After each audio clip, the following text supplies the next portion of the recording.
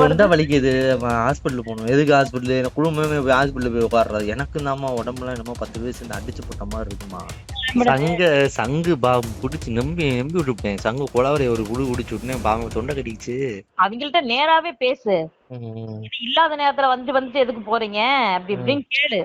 ம். நீங்க எல்லாம் என்னத்த சொல்ற? என்ன எனக்கு அப்படியே காலையில எல்லாம் வந்துச்சு.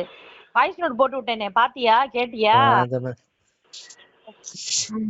அவளுக்கும் போட்டுதான். அதத்தான் சொல்லிட்டேன். சொத்த பூரா என் தங்கச்சி பேர்ல தான் எழுதி வைப்பேன். எங்கண்ணே தங்கச்சி பிள்ளை வேற எழுதிச்சு. அப்புறம் அவளே சொன்னா, ஆமாமா அந்த சொத்துக்காக நாங்க உட்கார்ந்துட்டு இருக்கோம் பாரு, இது பண்ணிட்டு இருக்கோம் பாரு அப்படி இப்படின்னா. அதுக்கப்புறம் நீங்க தானே சொன்னீங்க, இதுக்கு முன்னாடி தங்கச்சிக்கு இந்த நகை கம்மியா போடுன்னு சொன்னீங்க. இது பண்ணி எதுக்கு இவ்வளவு போடுறீங்கம்மா, கம்மியா போடுங்கம்மா, அடுத்து பார்த்து போட்டுக்கணும். நீங்க தானே சொன்னீங்க. அது அப்படித்தானே சொன்னேன். இப்ப அதுதாண்டி சொல்ற. நினைச்சு நினைச்சு பேசுவீங்க. அப்படித்தாடியா சொல்ற. இருடி ஓமல சத்தியண்டி.